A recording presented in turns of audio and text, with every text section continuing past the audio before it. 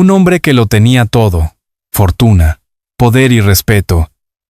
Jamás imaginó que un simple abrigo olvidado guardaba la clave de un pasado que creía enterrado. Dentro, una carta escrita con la inocencia de una niña lo enfrentó a una verdad imposible de ignorar. El amor que había perdido, y la familia, que nunca supo que lo esperaba.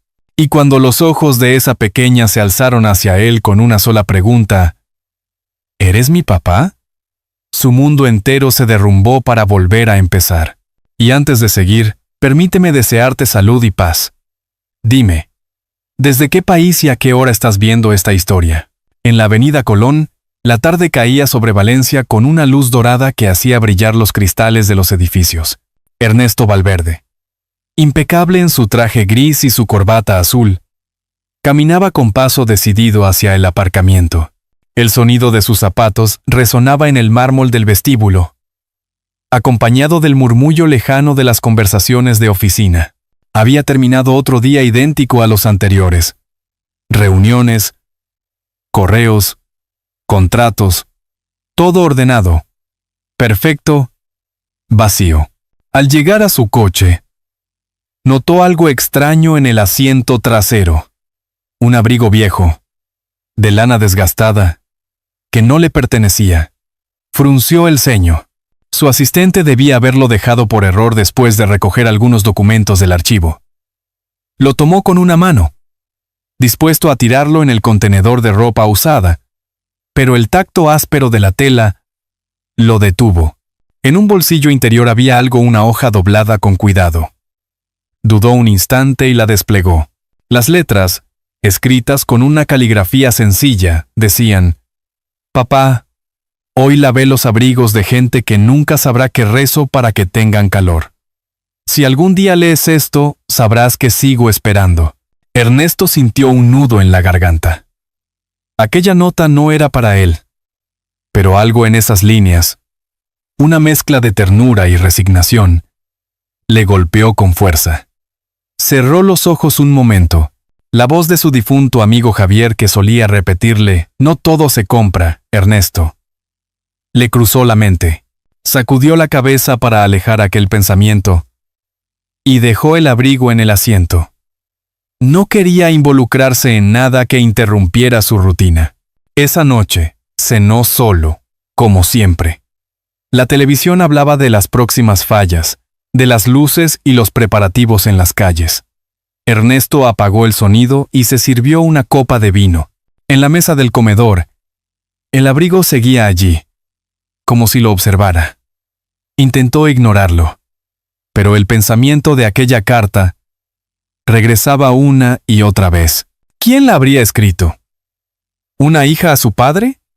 ¿Una empleada olvidada? Al día siguiente, lo llevó consigo a la oficina con la intención de entregarlo a seguridad. Sin embargo, al entrar en el ascensor, una niña que esperaba junto a su madre se quedó mirándolo fijamente. «Señor, ese abrigo», dijo la pequeña con voz baja, «se parece al de mi mamá». Ernesto se inclinó, sorprendido. «¿Tu madre trabaja aquí?». La niña asintió con timidez. «Sí, limpia las oficinas del piso 7. Se llama Elena». El ascensor se detuvo antes de que pudiera decir algo más. La puerta se abrió, y la niña desapareció tras el pasillo. Ernesto se quedó unos segundos sin reaccionar, sosteniendo el abrigo con fuerza. Esa noche volvió a leer la carta. Algo en el tono inocente de aquellas palabras lo perseguía. La imagen de la niña en el ascensor, con sus ojos grandes y su voz temblorosa, no lo abandonaba. Por primera vez en mucho tiempo, no logró dormir. Se levantó antes del amanecer. Abrió la ventana y observó cómo el cielo se teñía de rosa sobre la ciudad.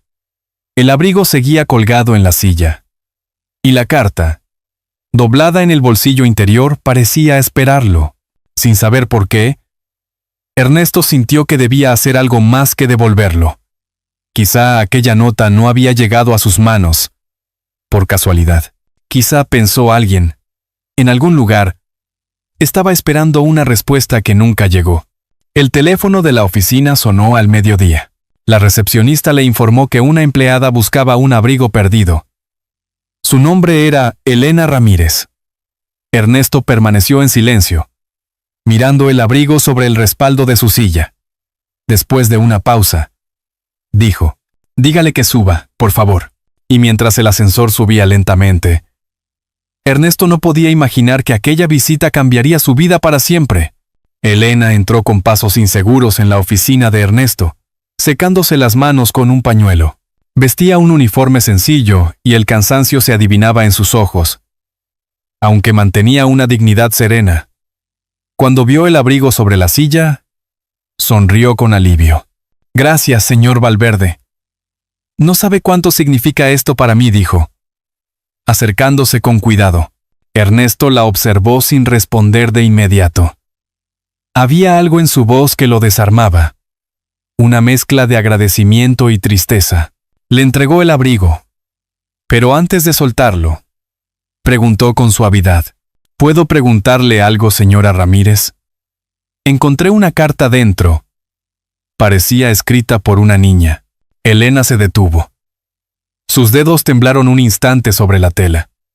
Bajó la mirada y asintió lentamente. «Sí. La escribió mi hija, Lucía. La dejó ahí hace tiempo, sin que yo lo supiera. Era una forma de hablar con su abuelo, que falleció cuando ella era muy pequeña». Ernesto se quedó inmóvil. Por un momento, el silencio llenó la oficina, roto solo por el zumbido del aire acondicionado. La imagen de la niña en el ascensor volvió a su mente. «La conocí ayer», dijo, casi en un susurro. «Me dijo que usted limpiaba las oficinas del 7º piso». Elena sonrió, con un orgullo discreto. «Sí. Trabaja conmigo algunos días por la tarde. Le gusta dibujar mientras espero que terminen las reuniones». Esa misma tarde, Ernesto bajó al piso 7. La encontró en una esquina, sentada en el suelo con un cuaderno y unos lápices de colores. Dibujaba a un hombre con abrigo gris y una sonrisa tímida. «¿Eres Lucía?», preguntó él. Ella levantó la vista y asintió. «Sí, señor». «¿Usted es el del abrigo?». «Mamá dijo que lo encontró». Ernesto sonrió, sorprendido por la naturalidad con que la niña lo miraba. «Así parece». «¿Ese dibujo es para alguien?». Lucía lo sostuvo con cuidado. «Es para mi abuelo. Pero mamá dice que ya no puede verlo, así que ahora dibujo para la gente buena». Ernesto no supo qué responder. Había pasado años rodeado de personas interesadas, aduladores, empleados que lo temían más que lo respetaban. Nadie lo había llamado bueno en mucho tiempo. Los días siguientes, buscó excusas para pasar por el piso 7. A veces le llevaba un paquete de galletas.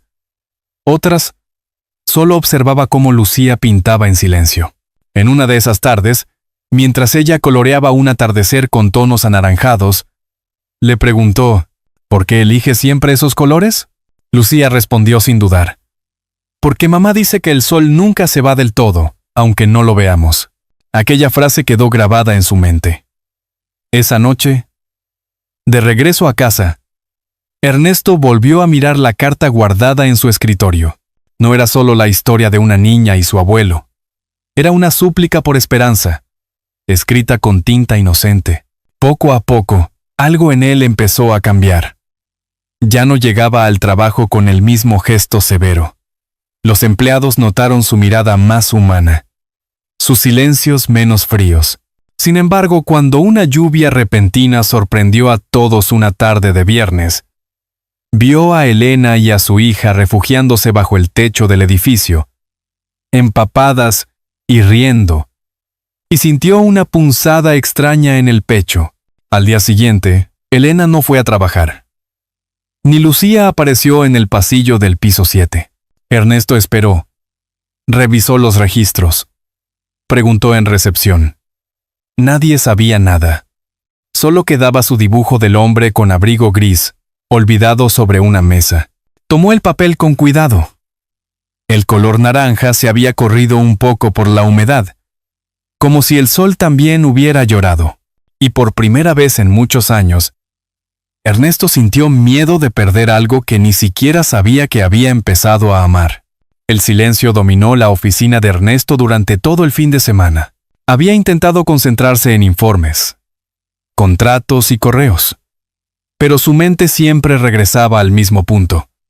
El dibujo empapado, la sonrisa de Lucía, la ausencia de Elena.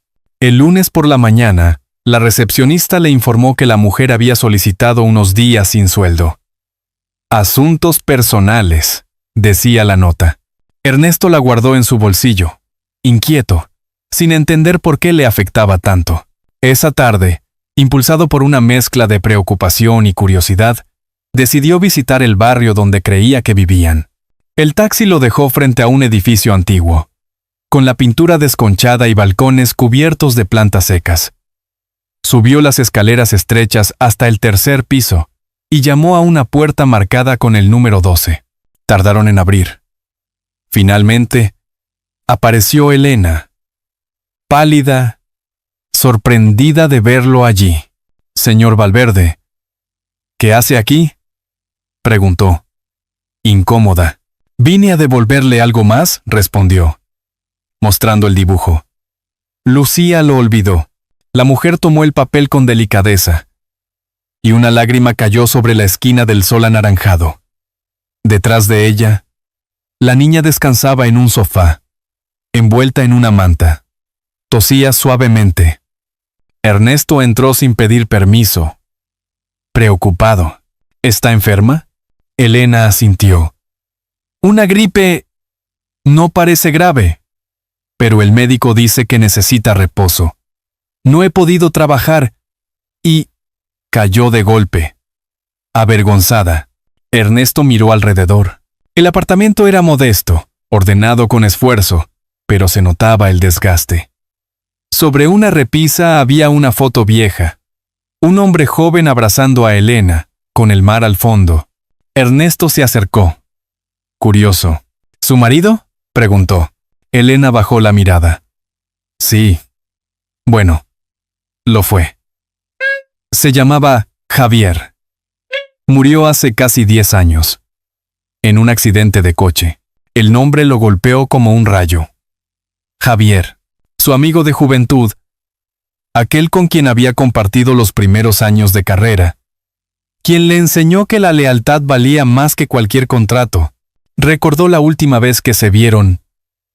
Una discusión amarga por dinero, por una traición que nunca reparó.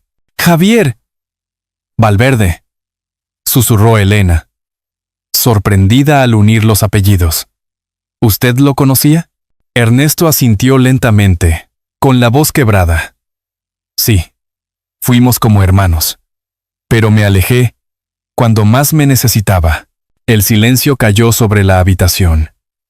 Elena apretó la mano de Lucía, que dormía ajena a todo. «Él hablaba mucho de usted», dijo al fin.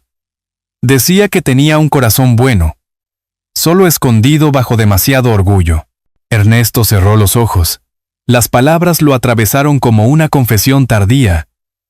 Se sentó junto a la niña y observó su rostro sereno. En ella vio algo del viejo amigo, la expresión tranquila, la forma de fruncir el ceño al dormir. Antes de irse, dejó sobre la mesa un sobre con dinero. Elena lo rechazó de inmediato. «No lo acepto, señor Valverde. No queremos limosnas». Él la miró con seriedad. «No es limosna. Es una promesa que rompí hace años. Javier me pidió que cuidara de lo que él más amaba si algún día no estaba. Nunca lo hice».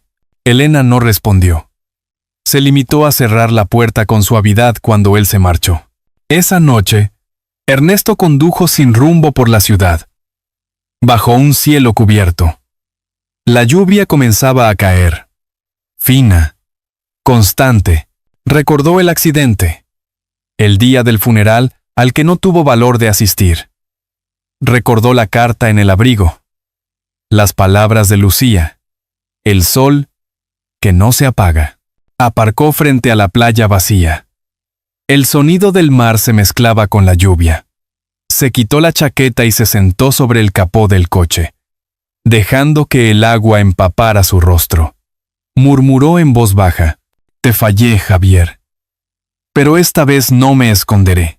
Y mientras el viento soplaba desde el Mediterráneo, Ernesto comprendió que su vida entera había sido un intento inútil de huir de lo que realmente importaba. La tormenta no dio tregua aquella noche. Las calles de Valencia amanecieron empapadas, cubiertas de charcos que reflejaban los faroles como espejos rotos. Ernesto no durmió.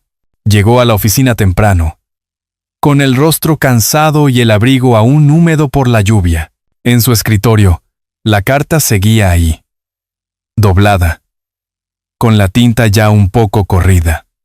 La había leído tantas veces que conocía cada palabra de memoria, pero algo en ella seguía palpitando como una herida abierta. A media mañana decidió ir al hospital donde había llevado a Lucía la última vez que la vio enferma. En la recepción lo atendió una enfermera amable que, al escuchar el nombre, Elena Ramírez, frunció el ceño. «Está en pediatría, con su hija», dijo. «Llegaron hace 2 días. La niña tiene una infección pulmonar». El corazón de Ernesto se apretó. Subió las escaleras corriendo, y al llegar al pasillo, vio a Elena sentada en una silla, con el rostro entre las manos. Se acercó despacio. «Elena», murmuró. Ella alzó la vista, sorprendida, los ojos hinchados por el cansancio. «¿Qué hace aquí?» «Vine a saber de Lucía», respondió. «Y de usted». No hubo reproches. Solo un silencio largo, lleno de cosas que ninguno sabía cómo decir. Ernesto la ayudó a pagar la medicación que faltaba, pese a su resistencia, y se quedó acompañándolas toda la tarde. Lucía dormía conectada a un suero, con una pequeña sonrisa en los labios. En su mano apretaba un trozo de papel. Cuando Ernesto se inclinó, vio que era otra carta. La misma caligrafía temblorosa, las mismas letras grandes. La leyó con el corazón encogido. «Señor del abrigo, gracias por ayudar a mamá. Si algún día llueve, no tenga miedo. El sol siempre vuelve, pero a veces necesita que alguien lo espere». Las lágrimas le nublaron la vista. No recordó la última vez que había llorado. Quizá desde la muerte de Javier. Elena lo miró en silencio, comprendiendo sin palabras. Horas después, cuando la lluvia arreció, un corte de luz dejó al hospital en penumbra. Ernesto fue a buscar velas y regresó con ellas encendidas.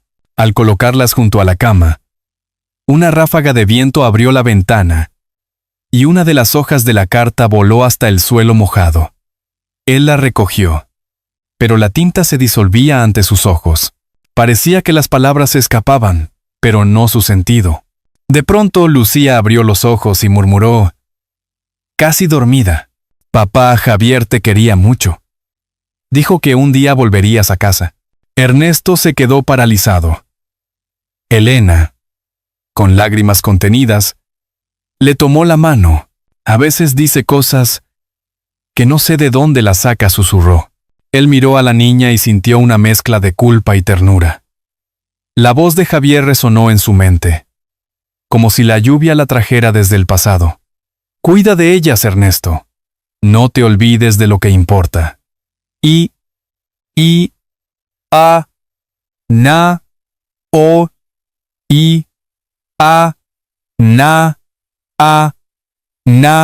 Salió al pasillo, con el corazón desbordado. En la ventana vio su reflejo. Un hombre envejecido, empapado, con los ojos llenos de arrepentimiento. Por un momento, quiso huir otra vez, pero entonces escuchó la risa débil de Lucía desde la habitación, y comprendió que ya no podía hacerlo. Cuando el temporal cesó, Ernesto se ofreció a llevarlas a casa. Elena aceptó sin hablar. El coche avanzó lento por las calles mojadas. Las luces reflejadas del pavimento parecían fragmentos de esperanza. Esa noche, al dejar a Elena y Lucía en su puerta, Ernesto se quedó bajo la lluvia, mirando cómo la niña agitaba la mano desde la ventana. En su pecho, algo se rompió y algo nuevo comenzó a nacer. Sacó del bolsillo la carta arrugada y la guardó sobre su corazón. Por primera vez en años, no temió mojarse. La lluvia ya no era castigo, sino perdón. Las fallas habían comenzado. Y Valencia entera parecía arder en un resplandor dorado. El aire olía a pólvora, a azúcar tostada y a flores recién cortadas. Por las calles, las bandas desfilaban con tambores y clarinetes, y los balcones se llenaban de guirnaldas y pañuelos de colores. Ernesto caminaba entre la multitud con Elena y Lucía, sintiendo que cada paso lo alejaba un poco más de la vida fría y ordenada que había conocido. Lucía llevaba una bufanda roja que Elena le había tejido con lana gruesa. Iba saltando entre los charcos secos del pavimento y señalaba cada falla con entusiasmo. «¡Mira, señor del abrigo!», gritó. «Ese gigante tiene cara de dormido». Ernesto sonrió. «Lo quemarán esta noche, para que despierte». «Entonces el fuego no da miedo», dijo ella con una seriedad que desarmó a ambos. «El fuego sirve para empezar otra vez, ¿verdad?». Elena la miró, emocionada. Y Ernesto no supo qué decir. Había pasado tantos años evitando el fuego de la vida, escondido tras muros de éxito y dinero, que aquellas palabras de una niña le parecieron una revelación. Se detuvieron en una pequeña churrería, donde los buñuelos se freían en aceite humeante. Ernesto pagó y esperó el cambio. Pero la vendedora le sonrió y dijo: «No hace falta, señor. Hoy todo es fiesta. En las fallas, lo que se da vuelve multiplicado». Aquella frase lo acompañó todo el camino hasta la plaza principal. Se sentaron los tres en un banco de piedra mientras el cielo se teñía de naranja. Las luces se encendían una a una, reflejándose en los ojos de Lucía.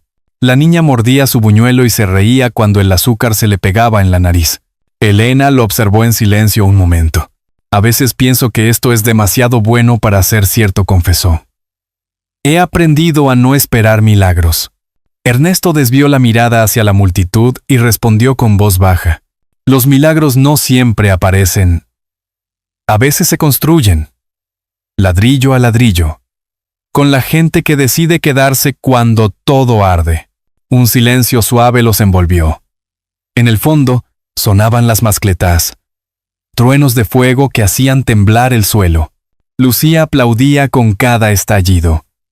Ernesto, en cambio, recordaba los años vacíos, los contratos firmados para olvidar, las promesas rotas a Javier.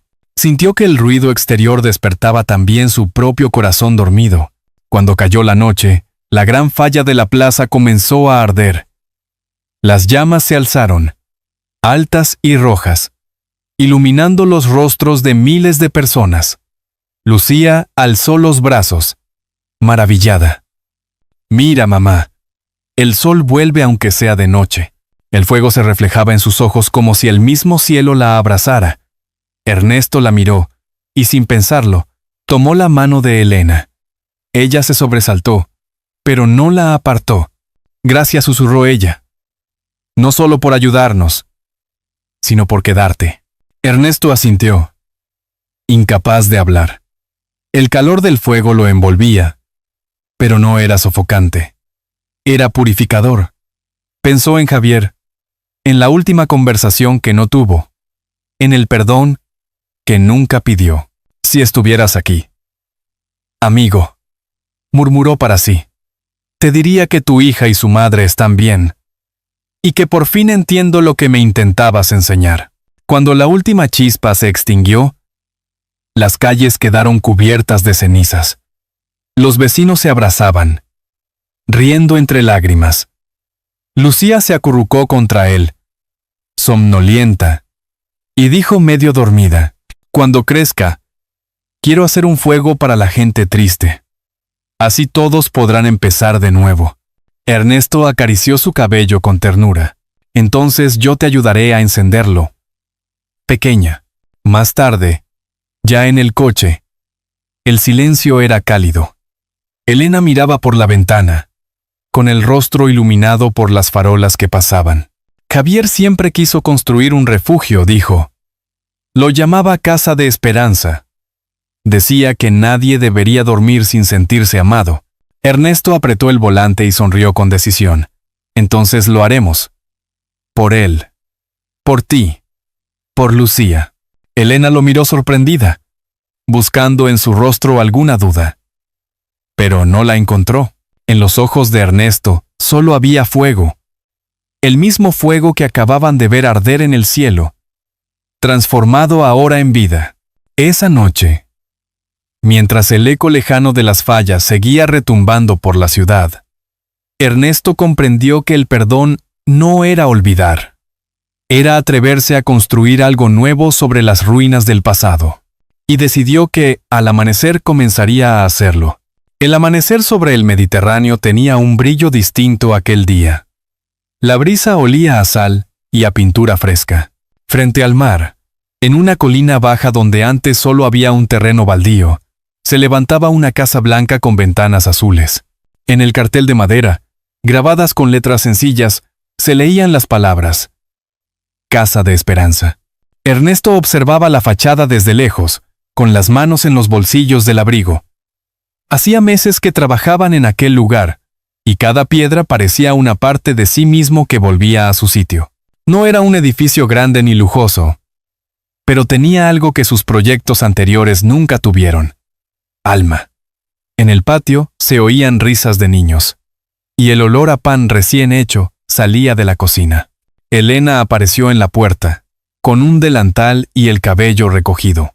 Los primeros huéspedes llegaron esta mañana, dijo con una sonrisa cansada. Una madre con su hijo. No tenían a dónde ir. Ernesto asintió. Entonces ya ha valido la pena. Lucía corría por el jardín, persiguiendo una cometa roja que volaba contra el cielo claro. El viento la hacía reír a carcajadas. Cuando vio a Ernesto, soltó la cuerda y corrió a abrazarlo. «¡Señor del abrigo!», gritó. «Mamá dice que este sitio es tuyo». Él se agachó para quedar a su altura. «Es nuestro, Lucía. De todos los que quieran quedarse cuando haga frío». La niña lo miró con esos ojos grandes que siempre parecían saber más de lo que decían. «Entonces mi abuelo puede venir cuando quiera, ¿no?». Elena se acercó y acarició su cabello. «Claro que sí, cariño. Está aquí, en el mar, en el viento y en quienes lo recuerdan». Ernesto alzó la vista hacia el horizonte. El agua brillaba bajo el sol de primavera. Por un momento, creyó escuchar la voz de Javier entre las olas, riendo, libre, diciéndole que había cumplido su promesa al fin. Aquel día organizaron una pequeña inauguración. Los vecinos llegaron con flores y pasteles. Algunos músicos tocaron una guitarra junto a la puerta. Elena preparó café y buñuelos, y Lucía, con su bufanda roja, se encargó de dar la bienvenida a cada visitante. Ernesto se mantuvo un poco al margen, observando el movimiento con una calma nueva.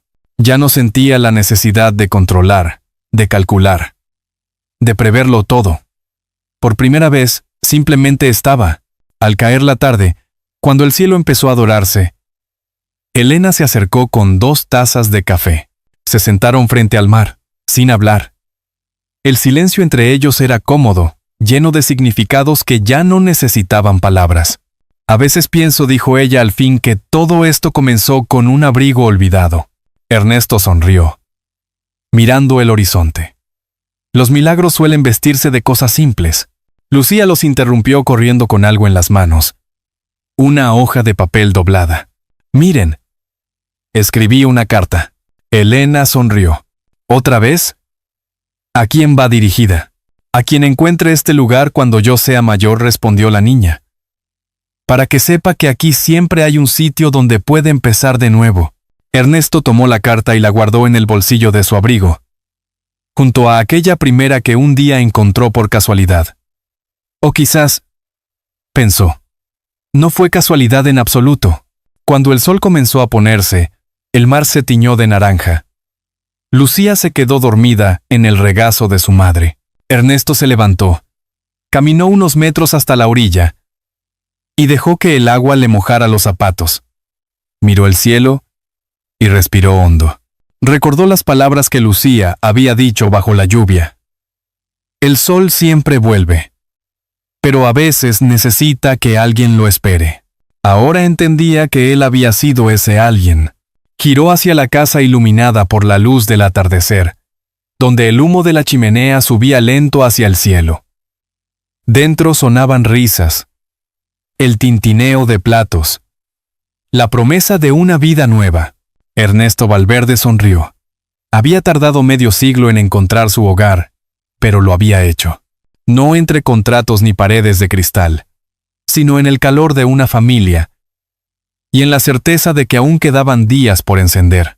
El mar siguió rugiendo sereno, como si aprobara su silencio, y mientras el último rayo de sol tocaba el letrero de madera, las palabras Casa de Esperanza brillaron con una luz que parecía venir desde dentro. Cuando el sol se hundía tras el horizonte del Mediterráneo y la brisa traía el olor del mar hasta la terraza de la Casa de Esperanza, Ernesto comprendió que había llegado al final de un largo viaje. Durante años había vivido rodeado de muros, creyendo que la soledad era sinónimo de fortaleza. Pero aquella casa, nacida del perdón y la ternura, le demostró que las heridas no se curan huyendo, sino compartiendo el dolor y convirtiéndolo en amor. En el aire quedaba el eco de las risas, el aroma a pan recién hecho y la voz de Lucía, corriendo libre entre los jardines, recordándole que la vida siempre concede una segunda oportunidad a quien se atreve a mirar hacia el cielo. Si esta historia te ha conmovido, deja un 1 en los comentarios. Y si crees que puede mejorar, deja un 0. Lo importante no es el número, sino seguir hablando de las historias que nos hacen sentir vivos. El verdadero aprendizaje de Ernesto no estuvo en construir una casa, sino en reconstruirse a sí mismo. Descubrió que el amor no es un refugio que se encuentra, sino uno que se crea con paciencia, con gestos pequeños y con silencios compartidos. Aprendió que el tiempo no borra los errores, pero ofrece la oportunidad de transformarlos en algo bello. En cada persona que llegó a esa casa buscando cobijo, él veía un reflejo de su propio pasado, y en cada sonrisa encontraba la prueba de que el bien nunca se pierde. La vida, como el mar, siempre devuelve lo que le entregamos, a veces en forma de ola suave, a veces en forma de tormenta, pero siempre regresa. Y es ahí donde reside la lección más simple y profunda. No hay acto de bondad tan pequeño que no deje huella. Como una lámpara encendida en la ventana durante la noche más oscura, una palabra amable o una mano extendida pueden guiar a alguien de regreso a su propio hogar. Así que esta noche, antes de dormir, piensa en quién podría necesitar tu luz. Quizás no cambies el mundo, pero sí el mundo de alguien. Y eso, al final, es suficiente.